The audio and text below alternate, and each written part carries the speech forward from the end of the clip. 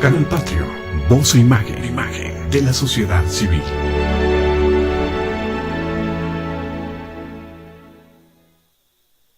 Canal Patrio, voz e imagen de la sociedad civil.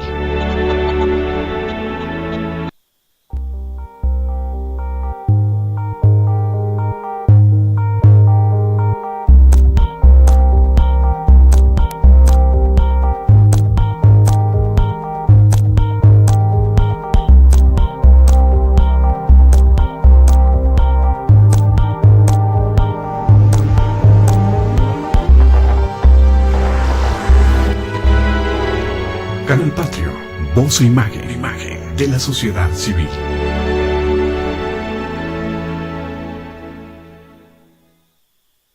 Canal Patrio, voz e imagen de la sociedad civil.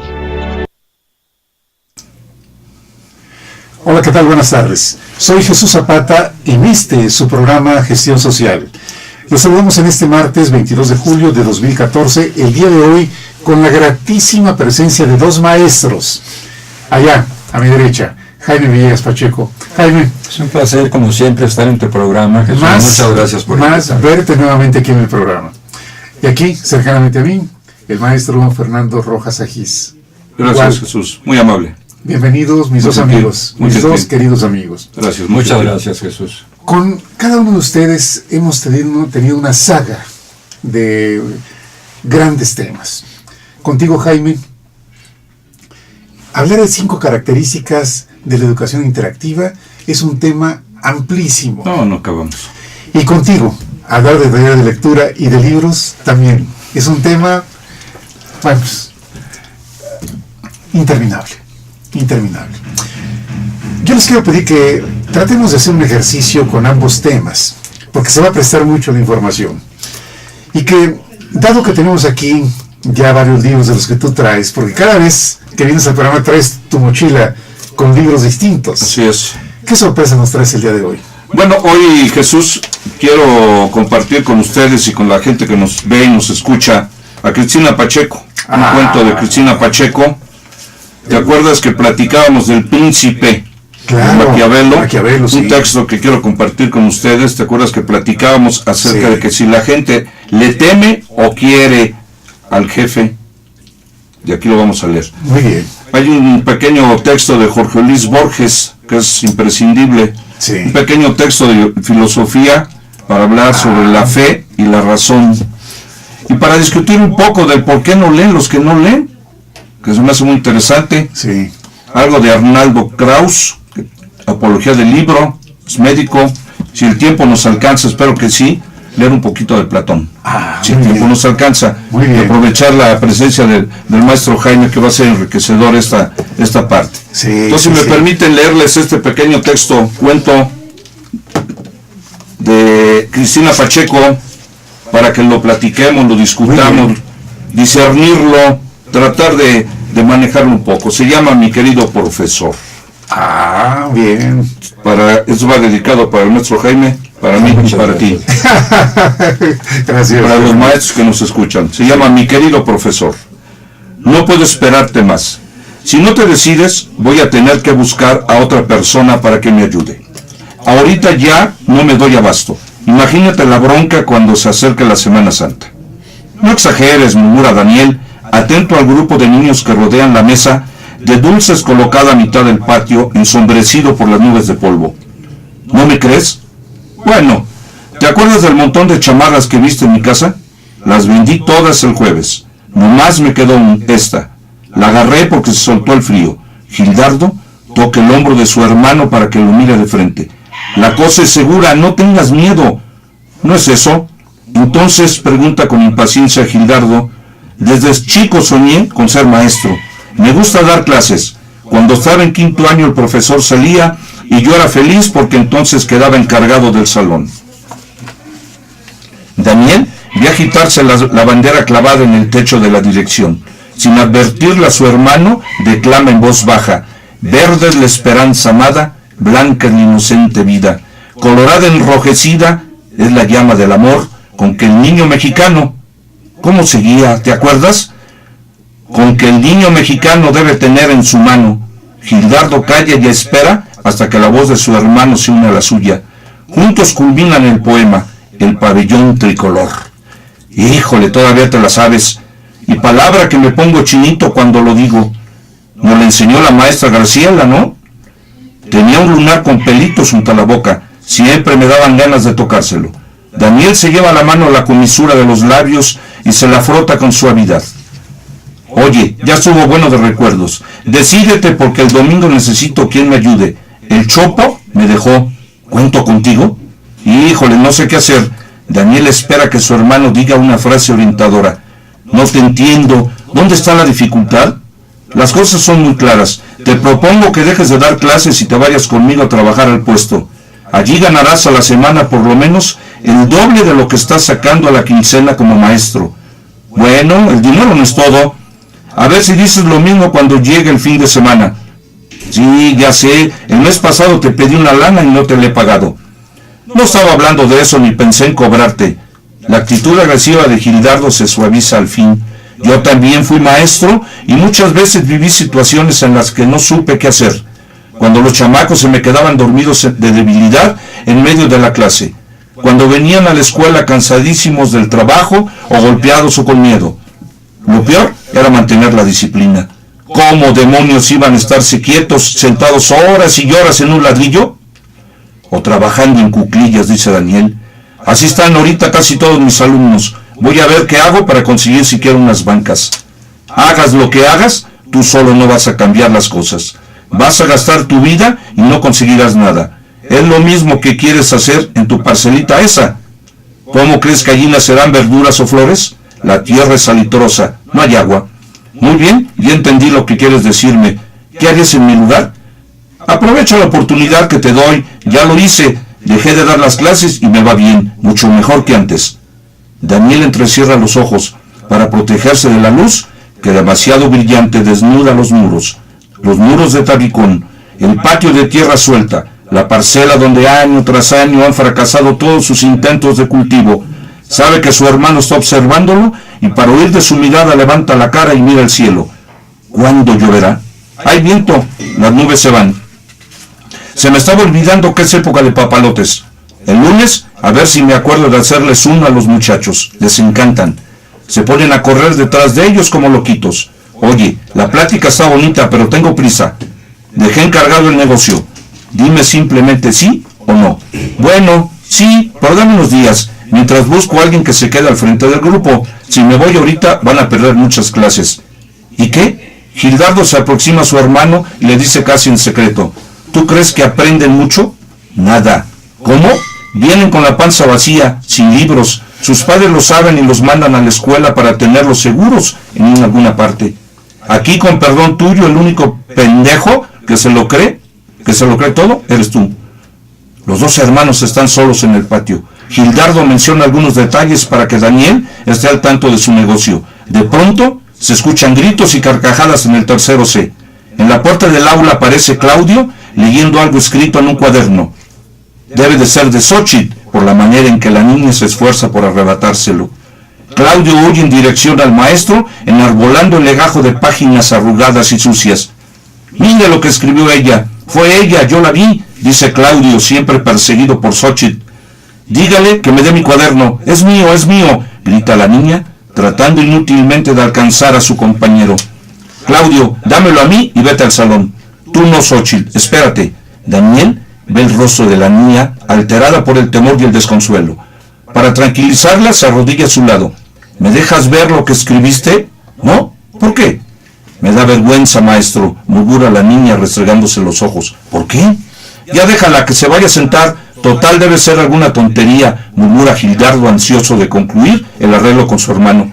Ella no podía escribir nada, aclara Daniel, volviéndose hacia su hermano. Es lo primero que escribe Xochitl. Me gustaría leértelo. Quiero mucho a mi profesor. Daniel oye los gemidos de Xochitl, pero no tiene voz para tranquilizarla. Se inclina sobre el cuaderno, fascinado por esas letras manchadas y irregulares. Le anuncian que este año la parcela también dará sus frutos. Es un texto de Cristina Pacheco en el libro Corazón de la Noche. Saben ustedes, la señora periodista, Claro. le encanta la vida real que platicábamos hace rato, Jaime y yo. La vida real. Doña Cristina. ¿Qué opinas tú de este texto, Jesús? ¿Qué opinas, Jaime, del texto de Cristina Pacheco? Bueno, la señora es bellísima, es una gran periodista, pero es una periodista que se adentra realmente en la realidad nacional y nos acerca a los problemas muy graves de la educación, a hacernos patentes este milagro de por qué hay maestros en México. Me refiero a maestros de veras, porque realmente lo que hacen muchos maestros, no me refiero a los que ganan sueldos estratosféricos en funciones políticas, sino a los maestros de banquillo, porque yo creo que es un acto de amor a la sociedad, es gente que lo lleva realmente en el corazón. Para ser maestro, bueno, como para hacer cualquier cosa, tiene que gustarle a uno realmente. Entonces, entre ser taquero millonario y ser maestro pobretón, pues yo creo que muchos, afortunadamente, pues han escogido ser maestros, porque Sí. tenemos, entiendo, mucho más de 1 millón de maestros de primaria en México, por ejemplo, que es muchísima gente. Y estos maestros pues no trabajan ni de lejos en las mejores condiciones. Y si ahondáramos en el problema, que es lo que yo a veces he tratado de hacer, bueno, yo llevo agua a mi molino y digo, si el modelo de educación, si cambiara el paradigma, que no saben cómo cambiarlo, y si cambiara el modelo de educación, quizás se ahorrarían recursos que pudieran naturalmente reinvertirse en educación. Quizás lo que un niño o un adolescente aprende en 3 años podría aprenderlo en 2, y entonces esos recursos podrían dedicarse para otros niños. Sí. Yo sí creo, y no porque sea materialista, ni capitalista, ni nada de eso, yo sí creo que la educación debe ser eficiente, humanista pero eficiente.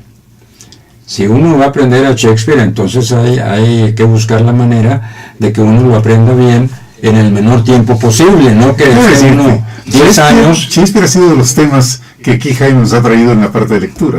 ¿Sí? Sí. Y no estar 10 años aprendiendo a Shakespeare, cuando se pueden aprender, no sé, en 1 año, en 2. ¿Quién es el actor principal de este texto, Jaime? Jesús. Ah, el actor Según principal. Corial y no entender. ¿Quién es el actor principal? Porque todo texto tiene uno. O El tiene dinero, dos. el dinero. El dinero. Sí, sí, ¿Tú, sí. Jaime? No, el profesor que no ha aceptado la chamba En el tianguis. a la que le invita el otro Sí. para un puesto de tacos, y que prefiere ser maestro y seguir cultivando su parcelita, que bueno, sin ayuda suficiente, sin fertilizantes, sin maquinaria, sin nada, pues año tras año no le da absolutamente ¿Qué nada. paralelo No produce. encuentras entre la parcela que va a producir y la niña que aprendió a escribir por primera vez? Es un excelente... ¿Cuál es el término adecuado? Vamos. Te doy el término, pero es horripilante, el término lógico. Es una abstracción reflexiva que Fernanda acaba de hacer, que yo no la hice. A veces hago abstracciones reflexivas, pero ahora no me salió. Es decir, relacionar un proceso con otro, Sí, relacionar sí. lo que es el cultivo de la niña, que acaba de mencionar Fernando. el maestro Fernando, con el cultivo de la parcela. Entonces, si se trabaja con amor, él descubrió la abstracción. El nombre es feísimo, pero es eso, es una abstracción. Sí, una abstracción. Si él descubre que la parcela, a pesar de todo, puede dar frutos, Puede dar frutos. obviamente está haciendo un parangón entre la parcela física de La tierra niña. y la niña, que es también una parcela por cultivar. Ahí está. Este texto tiene tiempo y espacio, Jesús. ¿O es universal? Si un neoyorquino en estos momentos está sentado allí en Central Park y lee a Cristina Pacheco traducido al inglés, ¿qué diría el neoyorquino? Yo creo que las reflexiones serían las mismas, seas mexicano, seas estadounidense o europeo, porque el tema no es de México, el tema es un tema universal. Así es. Mira, tú ya nos has puesto aquí a prueba cuando en este taller, porque es un método que tiene Sí, Fernando, ya se leyó un párrafo, vamos a analizarlo. Y tú lo has planteado así de esta manera. Así es.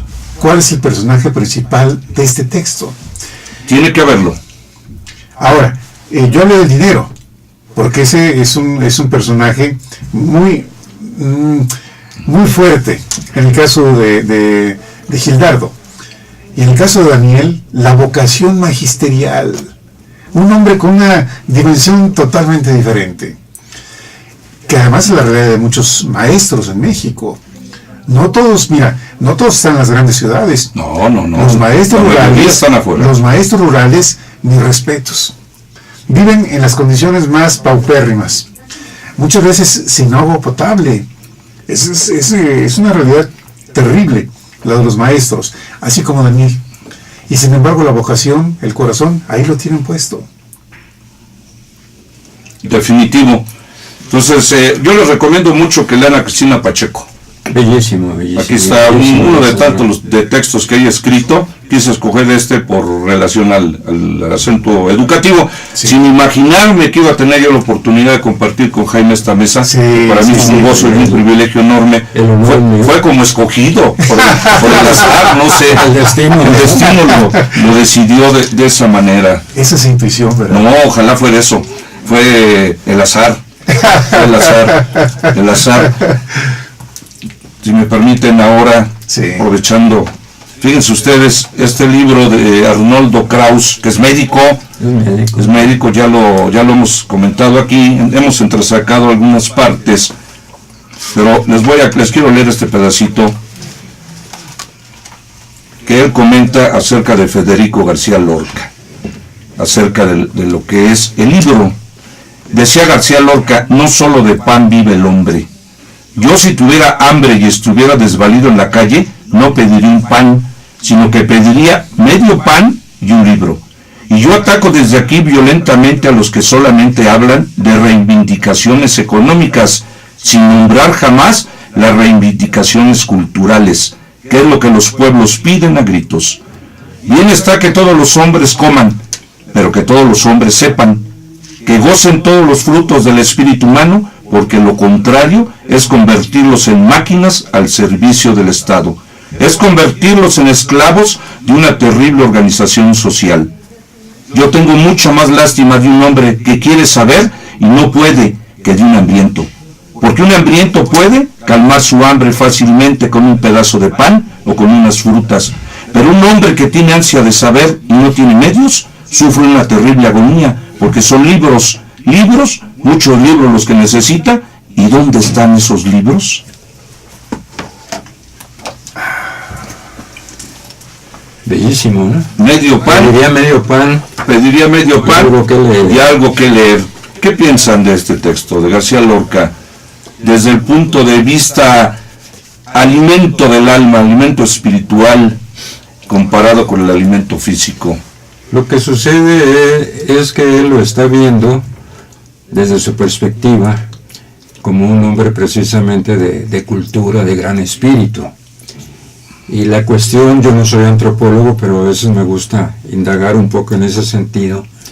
La cuestión es, conozco a muchos provincianos, por ejemplo, que no están interesados en leer y que llevan una buena, satisfactoria vida material. Me sucedió ya que a algún lugar, no quiero mencionar aquí, llevé yo 20, 30 libros para obsequiarlos y están bien guardados. Entonces, la cuestión más de por qué no lee el mexicano, yo la plantearía de otro modo. ¿Por qué no quiere leer? ¿O por qué no ha adquirido el gusto por la lectura, incluso teniendo medios, habiendo saciado, como diría Federico García Lorca, habiendo saciado las necesidades materiales? ¿Por qué no le gusta leer? Para lo cual incluso no necesitan invertir una cantidad de dinero. Hay bibliotecas públicas, pocas, pero las hay. En fin, se encuentran libros viejos, a veces tirados, se encuentran periódicos viejos. ¿Será que antropológica, que culturalmente la sociedad mexicana no ha adquirido todavía, no ha pasado del nivel que yo llamo fáctico de los hechos, de estar apegada, me refiero al grueso de la población, Sí. de estar apegada a una actitud muy primitiva de estímulo-respuesta, casi, bueno, vivir se trata de nacer, Reproducir. de producir y reproducirse también, ¿verdad? Sí. Y morir y asunto arreglado. Y entonces no hay sentido de la trascendencia. Bueno, yo nomás paso por esta vida, pero yo qué voy a dejar, además de hijos, ¿no? Que eso Claro. no se necesita mucho esfuerzo y además es divertido, ¿no? Y culturalmente, ¿qué sucede con lo que dice Jaime? Al momento que la gente exclusivamente satisface sus necesidades materiales y se siente contento. Mira, Pero yo creo que- culturalmente, ¿qué sucede? y la conciencia del ser humano. Yo creo que aquí hay un punto, y vamos otra vez al papel del profesor. La importancia del profesor. Y vamos a hablar de los profesores que sí leen y profesores que no leen. Debemos reconocer que hay muchos profesores que no son lectores. Muchos. Muchos. Más de lo que nos imaginamos, ¿eh? Y entonces, aquí con Fernando hemos hablado, Jaime, de que este ejercicio, que es un taller de lectura, sea un ejercicio que se pueda llevar a nivel de profesores. Porque, ¿cómo esperar que un alumno reciba un estímulo de un profesor que no es lector? Es difícil. Claro, es muy difícil. En la vida práctica es muy difícil. Si logramos poco a poco, igual, ahora sí, me dejaste el ejemplo respecto de el profesor que tiene una parcela con las condiciones más inhóspitas, pero sí con la esperanza de lograr una cosecha. Definitivo. Yo creo que nuestro programa Gestión Social también está en ese papel, Así es. porque nosotros estamos sembrando, y seguramente más de alguna persona, y ya lo vivimos el otro día que nos fuimos en el Metrobús, Sí. nos subimos, Jaime. Iba una señorita de pie leyendo. Y vamos, yo soy muy preguntón por razón a Lo vi. Nos pasamos todo el trayecto con esta persona hablando de libros. Una Sí, mujer joven. ¿no? Jovencita, 20 y tantos años nomás. Y con Y cuando- conocimiento de Y causa. cuando nos dijo, yo tengo 700 libros en mi biblioteca personal. 700 libros. A su corta edad. A su corta edad. Eso a mí me Es dio una- impresionante, ¿eh? exactamente, me impresionó, me resultó admirable la actitud de ese Voy a hacer una pregunta malvada. ¿Y si era mexicana? Mexicana. De Oaxaca, Jaime. De Oaxaca. Nos comentó que era Así es, sí. ¿Qué piensas tú, Jaime, de que este autor que toma algunos comentarios de García Lorca, Arnoldo Kraus, es médico, es científico, Sí, pero también es humanista? Sí, claro. Porque hay mucha gente ha desligado esto, Jaime, y dice, yo me voy a dedicar a la ciencia pura, no me interesa el humanismo, o viceversa. Hace rato tú comentabas aquí fuera de cámaras de lo que eran los antiguos genios, los sabios antiguos, Da Vinci, por ejemplo, comentaste hace rato, hablabas de Miguel Ángel, porque esa gente era capaz de tener conceptos científicos y también conceptos humanistas. O sea, un concepto integral de la vida. Sí. Bueno, no había llegado el capitalismo. Interesante está eso. El capitalismo es, como, claro, producto de la revolución industrial inglesa, es fundamentalmente analítico. Y la población mexicana, el grueso de la población mexicana, no las excepciones, creo que evolucionó de una situación casi de estímulo-respuesta muy primitiva al pensamiento analítico. Y no ha llegado como nación, como sociedad, no ha llegado al pensamiento sistémico. Así es. Entonces no puede pensar globalmente, no tiene un segundo piso de pensamiento. Tiene lo que diría un famoso filósofo alemán, Hegel, tiene conciencia elemental, nada más. La conciencia elemental es el reconocimiento de los objetos, lo que tenemos frente a nosotros, pero no tiene una conciencia superior, no tiene una conciencia que estructure, que conjunte, que vea relaciones, no la tiene. El grueso de la población mexicana no la tiene. Entonces tenemos que reconocer que se encuentra en una etapa de desarrollo, pues al que todavía le falta mucho como país para ascender, culturalmente hablando. Entonces piensa las cosas divididas. Los especialistas en educación y la educación mexicana, desgraciadamente, también es fundamentalmente analítica. se piensa por partes, se piensa dividido. Todavía piensan en un maestro de un lado y en alumnos del Así otro. es. Piensan en Así partes. es.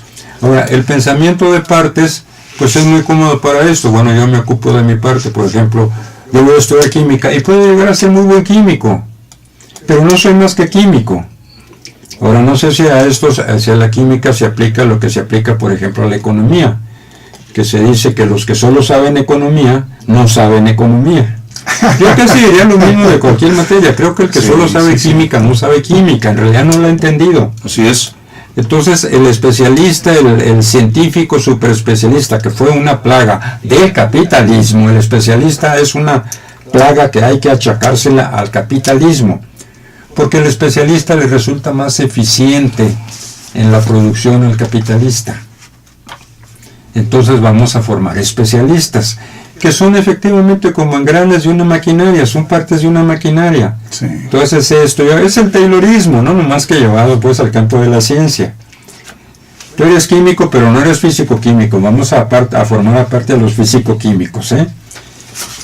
Las universidades están divididas así como fábricas, están divididas por escuelas, por materias, por unidades de estudio. No ven el problema es que solo ven analíticamente el mundo, lo ven en partes. Y lo tenemos en los más altos niveles políticos. ¿Por qué? Porque los más altos funcionarios del régimen actual, pues fueron víctimas también de la misma educación que nosotros recibimos, y que nos imbuyeron en la conciencia una visión prácticamente analítica. Vemos por partes y no vemos relaciones. Por eso esta relación, bueno, incluso a mí que presumo más o menos de tener cierta experiencia en las abstracciones, me costó trabajo y no la descubrí. Esperé que Fernando la descubriera. La relación entre la parcela. Es que yo digo que la educación debería preguntar en qué se parecen las cosas, no en qué son diferentes, que eso es fácil analíticamente. Todo el mundo sabe que una vaca pues es diferente de un burro. Y si uno dice, oye, ¿cuál es la diferencia entre una vaca y un burro? Estoy seguro que el 100% saben cuál es la diferencia. Pero si uno pregunta, ¿y en qué se parecen una vaca y un burro? Ahí se demuestra que el pueblo mexicano, en su casi totalidad, no tiene pensamiento sistémico, no tiene capacidad de pensamiento sistémico, no piensa en sistemas. ¿En qué se van a parecer una vaca y un burro? Cualquier mexicano dice, por Dios, en nada. Pues no puede verlo. Es lo que te decía yo de la educación. Pensando analíticamente no pueden ver cuál es el problema. Así es. Entonces yo creo que, bueno, esta cuestión de Arnaldo Kraus, como mencionaba Fernando, de un médico que seguramente no quiso ser solo médico, así es, sí, y que definitivo. quizás es muy buen médico porque no es solo médico. Sí. Bueno, nos dice que hay excepciones.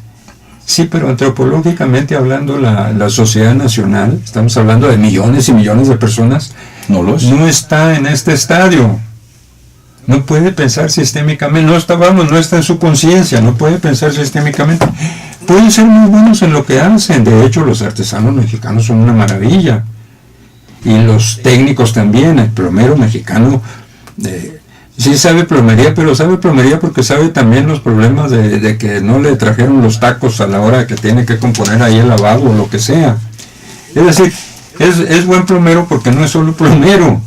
Y además participa en las actividades de su barrio y en las peregrinaciones y qué sé yo. Sí. Entonces a mí me parece sensacional. ¿Tú quieres leer este pequeño texto, Jaime? Te lo suplicaría. ¿Cómo no? Déjame. Mira, por favor. ¿Cuál es? Este pequeño texto. Permiso. Ah, bueno. ahorita vamos a comentar lo que hizo. Permiso para el amor. Se permite que los amantes se arrullen. Yo no me atrevería a enmendarle la plana Dios me libre al autor, pero en español tenemos verbos queridísimos, me acordé por arrullen, se apapachen, ¿qué otro verbo mexicano? Se apapachen, se arrebujen, Sí. se arrebujen, en fin, perdón, don Efraín, se permite que los amantes se arrullen, y también que se arrollen, ¿verdad? Hay que luchar cuerpo a cuerpo, ¿no? Y aprisionan las abejitas que la brisa decapitó. Junto al hecho concreto llamado amor, las columnas de mármol son barcos de musgo, y el malecón un diminuto tálamo. Las bocas y los cuerpos de agua se arrullan, como arpas en el triunfo de los himnos. Se permite que las criaturas se vuelan, hasta semejar hormigas furiosas, amándose a nivel de fabulosos caballos, y que esta noche sea de resurrecciones, y lo impúdico sea echado a los albañales. Puros y delicados como un salmo, los amantes se encadenan en silencio, pero el griterío sexual se escucha hasta el morro, y yo me tapo los oídos porque no es bueno turbar la paz deslumbrante de los enfermos. Un poema bellísimo. Permiso para el amor de Efraín Huerta. Efraín Huerta cumpliría 100 años. 100 años. En este 14. 100 años. Esta brevísima antología es un poema hermosísimo. Aquí hemos comentado, Jesús, Jaime, la poesía no hay que interpretarla, hay que gozarla con el corazón. Así es. Porque se siente. Sentirla nada más. Se siente. Sentirla. Siempre en estos programas leemos un poema o dos para sentirlos. Así es. Para sentirlos nada más. ¿Puedo puedo decir que hasta cachondo es este poema? Sí, como no. Claro. Pero qué manera de decirlo. Pero hemos llegado en el capitalismo al nivel de que se necesita permiso, o creemos que se necesita permiso para amar. ¿Para amar? Bueno, los alumnos, yo tengo que hacer tengo grupos vivos, pues, reales, y tengo que hacer una tarjeta muy bien hechecita, muy bonita, que dice permiso para equivocarse. El alumno mexicano, la población mexicana no sabe equivocarse, por eso no tenemos ciencia, la ciencia se hace equivocándose. Entonces tenemos dogmas. Todos somos, pues espero que no fanáticos fundamentalistas, pero todos somos fanáticos. Hemos confundido la religión, que para mí me merece mucho respeto, yo mismo soy creyente, pero hemos confundido la religión con lo que está fuera de la religión. O sea, pensamos en los salones de clases, maestros y alumnos, como si fuera doctrina religiosa, como cuando fui yo de niño a la doctrina, y entonces me enseñaban verdades hechas que yo debía aceptar. Dios está en el cielo, en la tierra y en todo lugar, entonces o la repite uno bien, o el cura no lo aprueba uno, lo que sea. Bueno, en el salón de clases se piensa los mexicanos siguen creyendo que la ciencia es repetición y que la educación es repetición. Siguen pensando como dogmáticos. Por eso necesitamos darles en los salones de clase permiso para equivocarse. Y yo me imagino que a los jóvenes, bueno, espero que no, darles permiso para amar. Y no solo a los jóvenes. En una ocasión, en el edificio donde yo trabajaba, bajaban dos señoras de mediana edad, no sé, 40, 50 años, y yo me colé, pues, y entonces íbamos los tres descendiendo, y oí que una le decía a la otra, es que ya no está en edad de amar. Y metí mi cuchara y le dije, señora, perdóneme que me meta, pero es que soy un ignorante y quiero aprender cuál es la edad, entre qué años y en qué años tiene uno para amar. La señora creía que había una edad para amar. Es que ya no está en edad para amar. Digo, ¿cuál es la edad en que ya no está uno en la edad para amar? Porque yo entiendo desde que nace uno hasta que se muere, ¿no? Claro. Fíjate lo que sacamos de un pequeño texto, que eso es lo importante, eso es lo rico de la literatura. Todo el comentario que han hecho Jaime y tú acerca del amor, de un pequeño texto, de un poema. No lo interpretamos, porque eso no hay que interpretarlo, hay que sentirlo, hay que gozarlo. Porque también luego por ahí te vas a encontrar gente que te dice, vamos a interpretar este poema. No, nunca. Yo me he encontrado gente que fomenta la lectura, que te dice, ahora vamos a interpretar lo imposible. Imposible, esta es otra cosa. ¿Qué pasaría? Este ejercicio que plantean unos maestros me vino a la mente en literatura inglesa, que piden a sus alumnos que mejoren alguna frase de Shakespeare. Entonces, El alumno inteligente dice, no maestro, yo ni me atrevo, eso no se puede hacer. Bueno, aquí vimos que hasta reprobaron de Shakespeare, ¿te acuerdas? Sí. Un cuento de Isaac Asimov, Ajá. una delicia, Jaime. No lo conozco. Un tipo que a través de procesos físicos, químicos, logra traer a los muertos al presente y trae a Shakespeare. Ajá. Y se lo presenta a un maestro de literatura inglesa en Estados Unidos. Y lo inscribe como alumno de compañero. Sí. Pues este maestro reprueba Shakespeare sobre Shakespeare. Sí. Es lo que quizás vuelva al doctor Guerra, a don Ricardo Guerra, mi querido maestro, que descanse, cuando decía que en la Facultad de Filosofía se enseñaba filosofía de profesores para profesores de filosofía. O a mi maestro veracruzano, don Guillermo Héctor Rodríguez, que decía que eran repetidores de repetidores, porque no hay precisamente la originalidad que solo da el sentimiento. Sí. Es lo que yo digo del aprendizaje. Es que aquel que aprende con la cabeza no ha aprendido nada. Si el alumno no aprende, no le sale de dentro, no aprende con las tripas, con el corazón, no ha aprendido nada. Sí. Por eso la educación no funciona. Jaime, veo que tienes un libro ahí frente a ti. Sí, te lo traje, pues es mi primer libro publicado en México. Fíjate, 6 libros de él sobre la educación interactiva publicados en Estados Unidos. Generalmente así sucede. Nadie es varón en su tierra. Nadie es varón en su tierra. Nadie es varón en su tierra. Está buenísimo. Nadie es varón en su tierra. Yo lo comentaba justamente, Jaime, de que en este país a la gente que intentan o piensan diferente, como es el caso tuyo, y el tuyo, son gentes no entendidas en su propio país. Así es. Yo le comentaba a Jaime que mejor los norteamericanos me han invitado a talleres de literatura para latinos que en mi propio país. Claro. Entonces es muy curioso esto. Por eso a mí no me sorprende, Jesús, que sea el primer libro editado en este país con estos conceptos. Por supuesto, tú puedes hacer lo que gustes. Muchas gracias. Está sellado, pero hay que leerlo. Gracias. ¿Quieres dar una referencia breve respecto del libro, por favor, desde el título inclusive? Sí. Bueno, el ABP significa aprendizaje basado en problemas. Yo digo que fue inventado, si cabe la palabra invención, que fue inventado por Sócrates. Y la prueba está precisamente en uno de los diálogos de Platón, en el Menón. En la segunda parte del Menón, a la que casi nadie llega, porque hay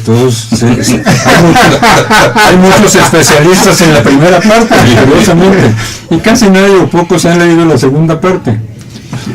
Entonces, en la segunda parte está lo que hace Sócrates con uno de los sirvientes, a veces se traduce como esclavo, con uno de los sirvientes de su amigo Menón, que da nombre al diálogo.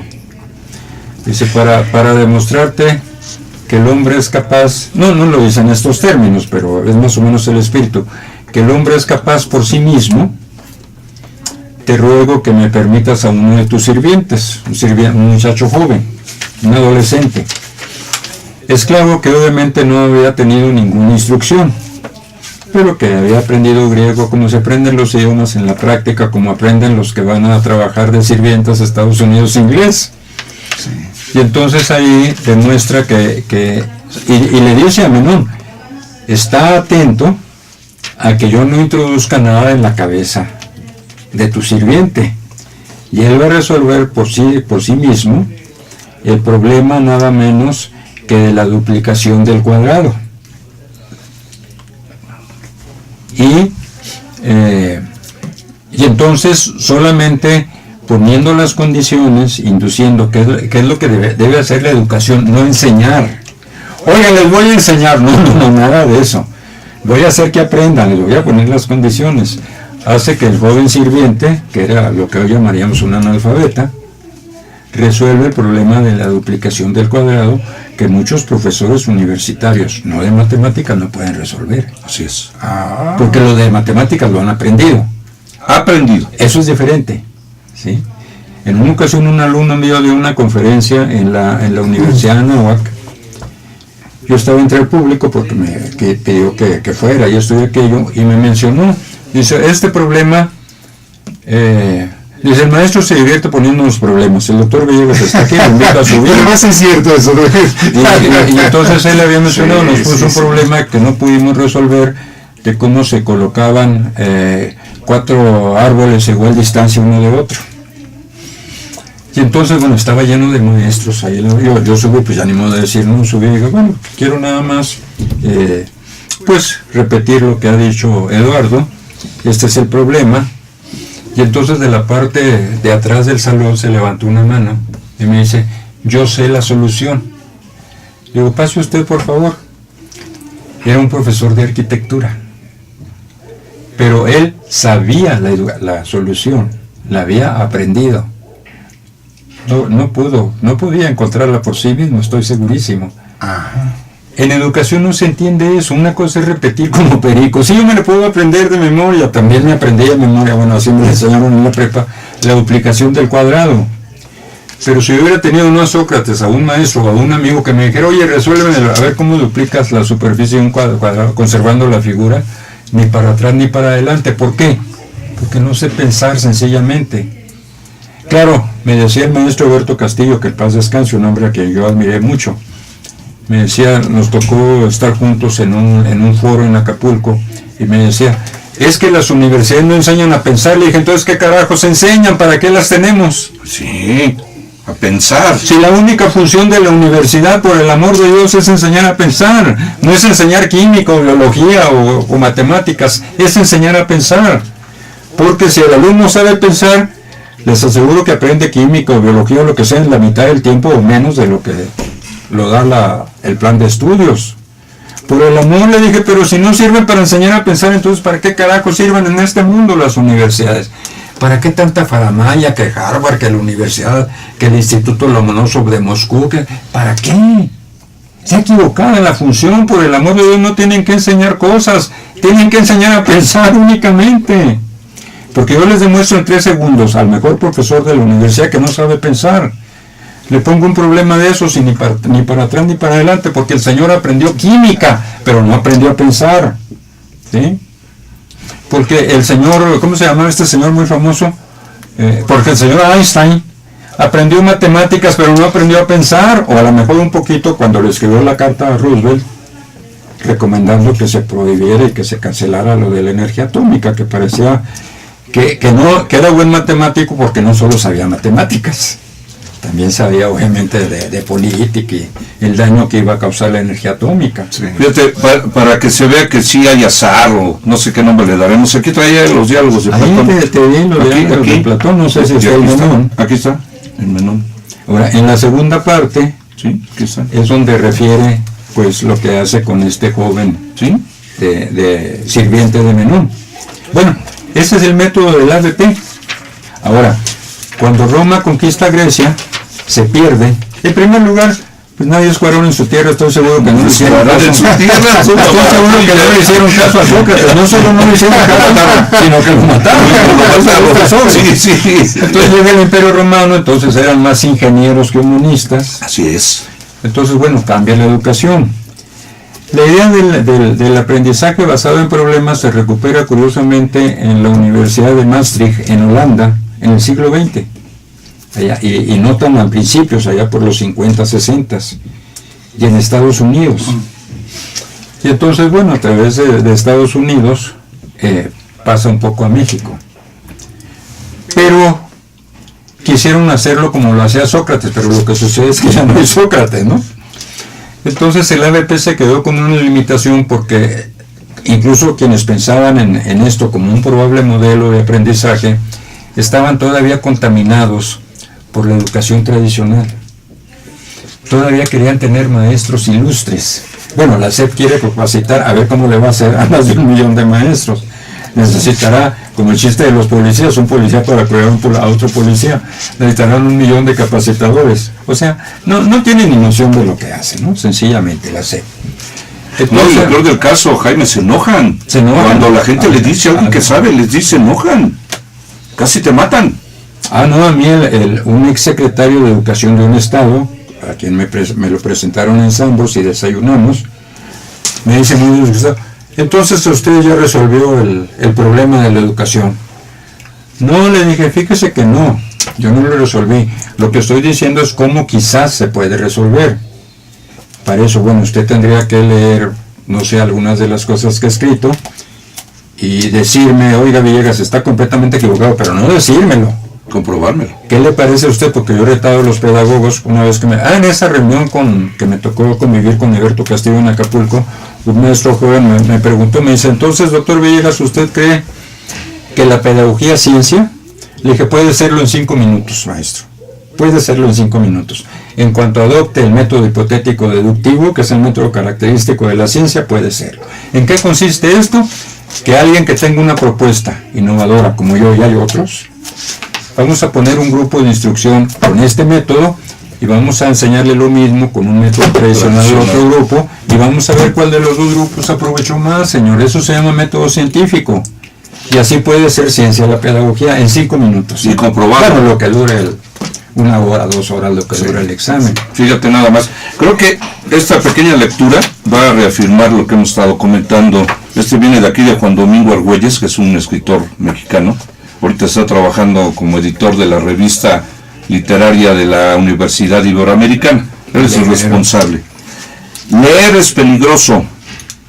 Nos cuenta un amigo que cierto joven universitario le confesó, radiante, que se encontraba feliz de haber terminado la tesis y la carrera, pues así ya no tendría que leer más.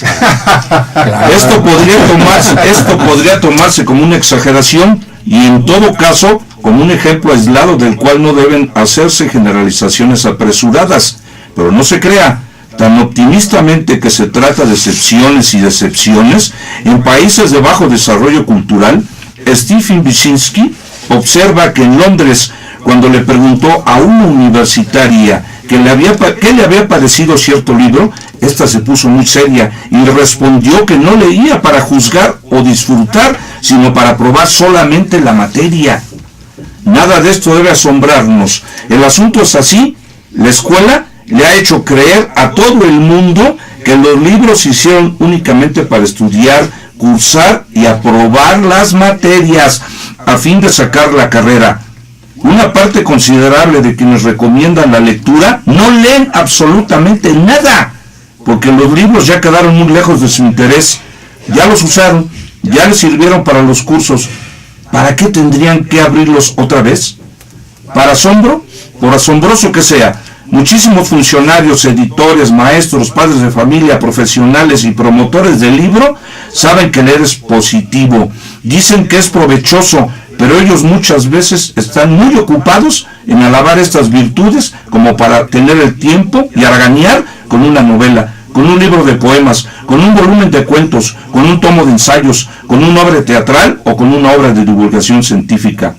Ellos están seguros de que el hábito de la lectura es bueno, pero no tienen ni la más remota experiencia de por qué es bueno. Pero es ácido. ¡Hijo! Y la verdad que siempre incomoda. No, ¿cómo no? Pero si preguntamos a los mexicanos, pues incluso algunas personas ya con título universitario, ¿cuáles son los 3 libros que han leído que les han causado más impresión? Pues creo que obtendríamos respuestas desalentadoras, por lo menos. Porque no consideran, es decir, volvemos a lo mismo, es esta mentalidad de un pueblo culturalmente atrasado, yo diría que antropológicamente atrasado, es decir, es una sociedad que no ha evolucionado lo suficiente. Entonces, ¿para qué sirve un rastrillo? Pues para rastrillar la tierra. ¿Para qué sirve un libro? Bueno, para pasar la materia. Esto es la más pura lógica elemental. Así es, elemental. Entonces, en este nivel de pensamiento, volvemos a la conciencia elemental, la que nos hace conscientes de los objetos que están frente a nosotros. Son objetos concretos que sirven para algo. ¿Qué relación tienen los libros con la educación? Bueno, sirven para pasar la materia. ¿Qué relación tiene la educación con el petróleo? Bueno, los mexicanos del más alto nivel no tienen ni la más remota idea. No tienen la idea porque no tienen el pensamiento sistémico, porque no han sido formados en el pensamiento sistémico.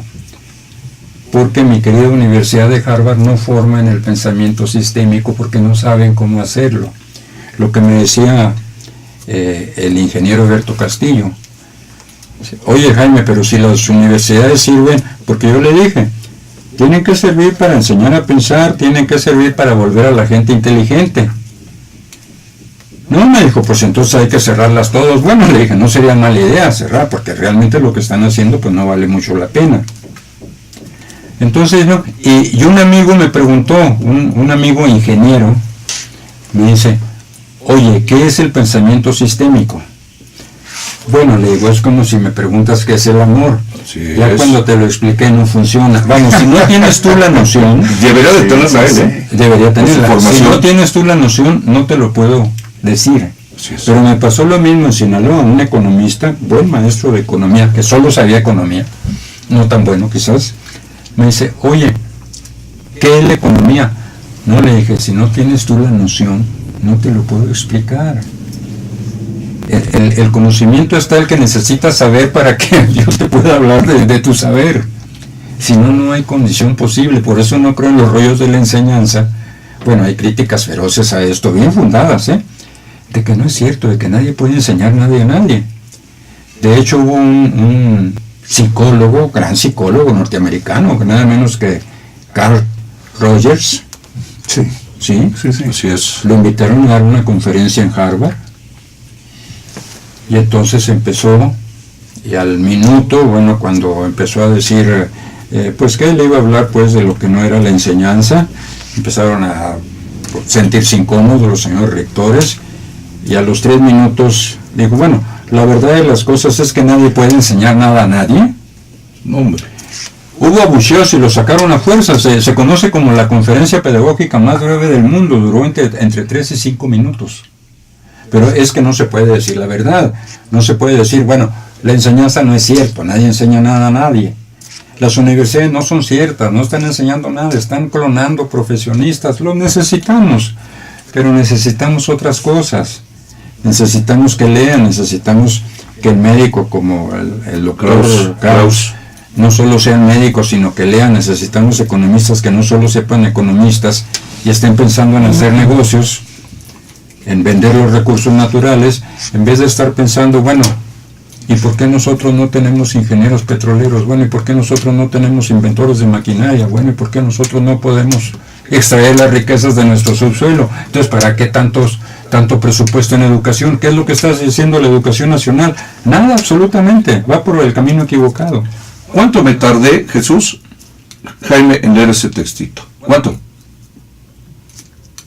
¿Un minuto? 5 minutos. No, menos. En 3 minutos este de 3 minutos, Argüelles. sí, 3 minutos. ¿Y viste Sí. todo lo que le podemos sacar?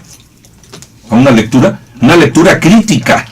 No, pero es que ahí se pues Crítica de nosotros. Podemos estar de acuerdo o no de acuerdo con lo que dijo Argüelles. Pero hay que hacerlo. Las únicas que no podemos criticar son las poesías, esas hay que sentirlas, hay que gozarlas, las demás sí. Pero este texto es riquísimo. Lo que dijo Sócrates sin escribir, porque además no escribió sabía nada. escribir y no escribió nada, y no sabía escribir. No sabía escribir. Porque él está en el punto de inflexión entre la cultura ágrafa, el gran Homero, la gran memoria, y cuando empieza la escritura. De hecho no le gustaba y decía que la escritura iba a estropear la inteligencia.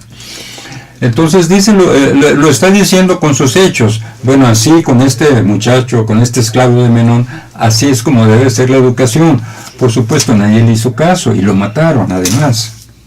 ¿Sí? Creo que hay grandes maestros que han señalado el camino. Sócrates es uno, el otro, con el debido respeto, yo soy creyente, fue Jesús. ¿Quién le hizo caso a Jesús? Nadie, absolutamente. Hasta la fecha, nadie, absolutamente. Es una religión muy curiosa de un solo practicante, ¿no? La religión católica o cristiana, como la queramos llamar, es de un solo practicante. Pues exactamente igual que la educación de Sócrates, ¿no? Uno solo. Ya casi terminamos, me imagino, Jesús. Bueno, permítanme. 5 minutos. Ah, bueno, todavía. Permítanme leerles 5 minutos, muy bien. Permítanme leerles este poema, muy famoso. La vida es un sueño. Sueña el rey que es rey y vive en este engaño mandando, disponiendo y gobernando. Y este aplauso que recibe prestado en el viento escribe, y en cenizas le convierte la muerte, desdicha fuerte. Que hay quien intente reinar viendo que ha de despertar en el sueño de la muerte. Sueña el rico en su riqueza, que más cuidados le ofrece. Sueña el pobre que padece su miseria y su pobreza. Sueña el que a medrar empieza, sueña el que afana y pretende. Sueña el que agravia y ofende, y en el mundo en conclusión, todos sueñan lo que son, aunque ninguno lo entiende. Yo sueño que estoy aquí, de estas cadenas cargando, y soñé que en otro estado, mal lisonjero me vi. ¿Qué es la vida? Un frenesí. ¿Qué es la vida? Una ilusión, una sombra, una ficción. Y el mayor bien es pequeño, que toda la vida es sueño, y los sueños, sueños son. De Pedro Calderón de la Barca. Pedro Calderón. Eso nada más. Te iba a decir que me recordaba un poco las coplas de Jorge Manrique. Así como no, a su padre. Nuestras vidas, a su padre, nuestras vidas son los ríos que van a dar a la mar, que es el morir. De que son a dónde van los señoríos sino a acabar. Las coplas de Jorge Manrique. Para que vean la gente que comentas, que también la memoria, ahí está. Sí, claro. Porque luego dicen, bueno, no, ahí está. No puede desaparecer tampoco la memoria. Ahí está la memoria, ¿no? No tengo ni idea. No solo me sirve, como que es la educación, para recordar, como si un maestro me preguntara, a ver en el examen, ¿qué dicen las coplas de Jorge Manrique? No, imposible. Sino para encontrar este nombre feo, ni modo. Abstracción. Esta abstracción reflexiva, la relación entre Jorge Manrique y Calderón de la Barca. Calderón de la Barca. Estas relaciones son las que genera el pensamiento sistémico. Algunos alumnos, algunas personas, como es el caso de Fernando, el tuyo, las tienen por intuición.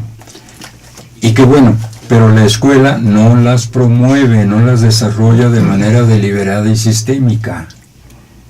Cuando preguntamos a los alumnos, ¿recuerdas en qué se parece una vaca y un burro? No dan. No dan pie con bola. Fernando, nos quedan un par de minutos. Y he estado platicando con algunas personas sobre el taller de lectura enfocado a diferentes edades. Así es. Porque ese taller puede ser desde niños de qué edad, Que sepan leer. que sepan leer, Que sepan leer. hasta adultos de todas las A edades. todas las De edades. todas las edades. Y ahora que estamos de vacaciones escolares, un campo muy interesante es el de los profesores. Definitivo. Les hago mención porque seguramente vamos a tener el anuncio próximamente de algún taller abierto al público para que los que se interesen vayan. Estamos viendo ahorita algunos lugares donde pueda llevarse a cabo el evento. Yo creo que es un periodo muy interesante. Sí. Se puede aprovechar el taller de lectura. Definitivo.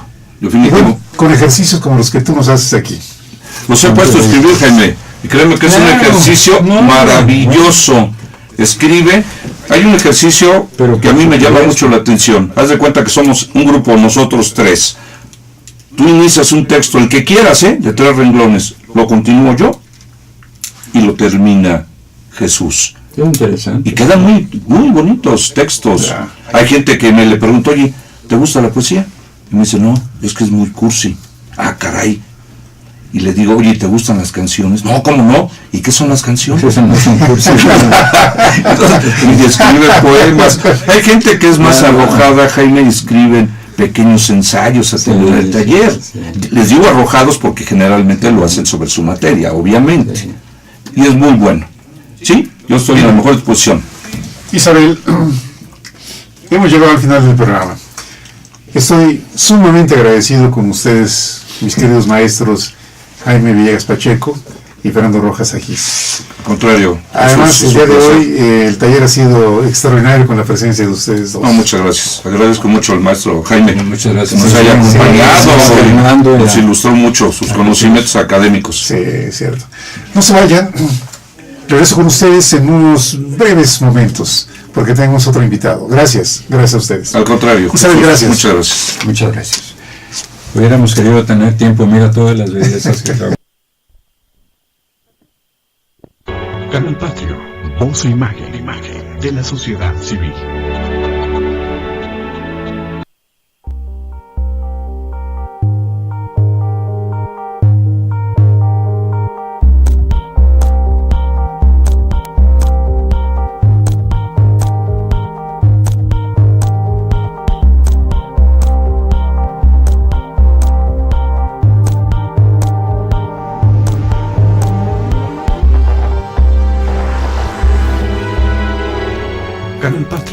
voz e imagen, de la sociedad civil.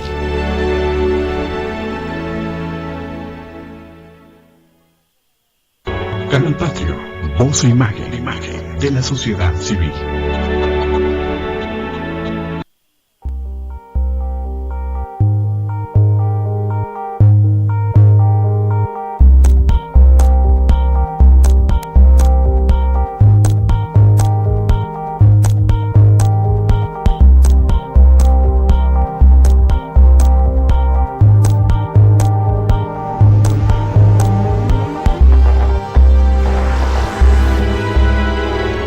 Canal Patrio, voz e imagen, de la sociedad civil.